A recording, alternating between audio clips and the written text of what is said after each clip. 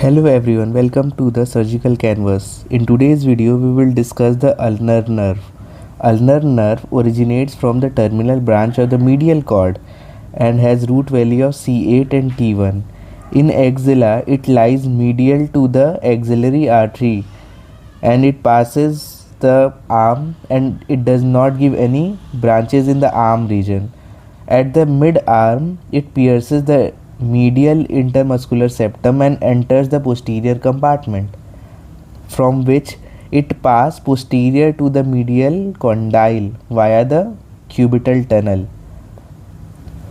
This cubital tunnel is bounded by medial epicondyle and olecranon, over which there is Osborn ligament and the ulnar nerve passes under it. In the forearm, the ulnar nerve passes between the two heads of the flexor carpi ulnaris, and in distal forearm it travels with ulnar artery.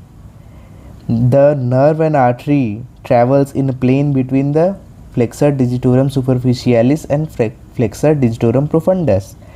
In forearm, it supplies the flexor carpi ulnaris and the medial half of the flexor digitorum profundus. Now, before entering the Guyon's canal, it gives the palmar and the dorsal cutaneous branch. Dorsal cutaneous branch supply on the dorsal 1.5 finger, and the palmar ulnar cutaneous branch supplies the palmar aspect. After that, the nerve enters the Guyon's canal along with the ulnar artery. Guyon canal is between the pisiform and hook of Hamet, and there is the canal is superficial to the flexor retinaculum. In the hand, the nerves divides into the superficial branch. Superficial branch supply one muscle, that is palmaris brevis, and then supply the little finger and the medial aspect of the ring finger, whereas the deep muscular branch supplies most of the intrinsic muscles of the hand, all except 3 thenar and 2 lateral lumbricals, which are supplied by median nerve. Rest all the intrinsic muscles of the hand are supplied by the ulnar nerve. Now, coming to the tricks to identify the site of lesion. Ulnar nerve injury can be divided into distal injury and proximal injuries. In distal injury, that is in the Guyon canal lesions, it can be due to cyclist palsy. Cyclist put pressure on the ulnar nerve passing through the Guyon canal, or there can be a ganglion, or there can be hook of Hamet fracture, or there be excessive wrist pressure.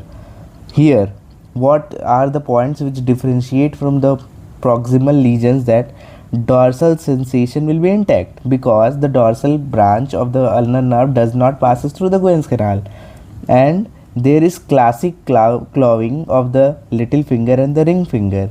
We will discuss the topic of clawing subsequently, where we will see the ulnar paradox. Now, coming to the cubital tunnel syndrome, these are identified in the proximal ulnar lesions. Here, now coming to the cubital tunnel syndrome, it can be due to repeated elbow flexion, leaning on elbow, valgus deformity, and ganglionic cyst.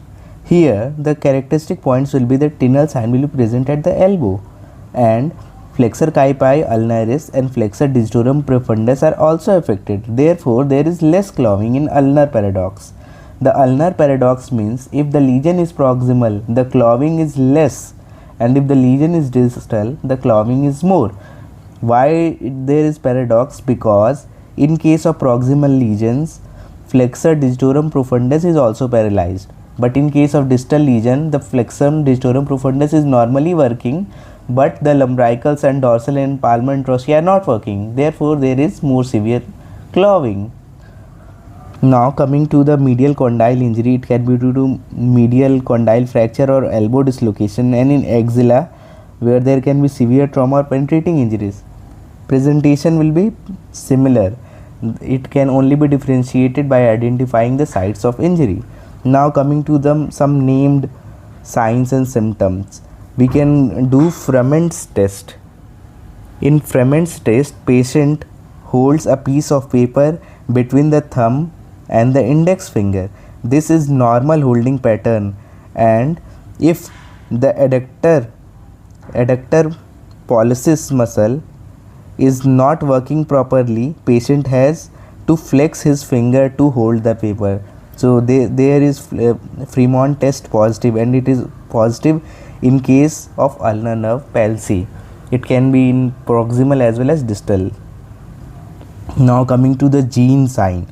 Gene is sign where there is hyperextension at the thumb MCP joint during the Froment test. Now coming to the Wartenberg sign. Do not confuse with the Wartenberg syndrome, which occurs in somewhere other nerve injuries.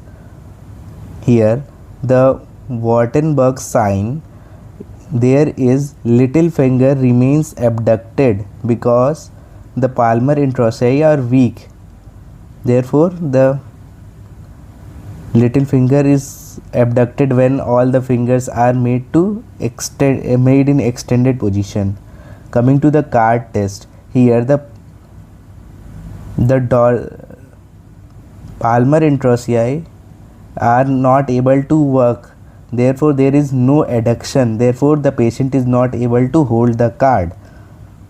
Now coming to the Egawa test. In Egawa test, patient is asked to move the middle finger side to side, but patient is not able to do that because of the loss of innervation of the dorsal introssei.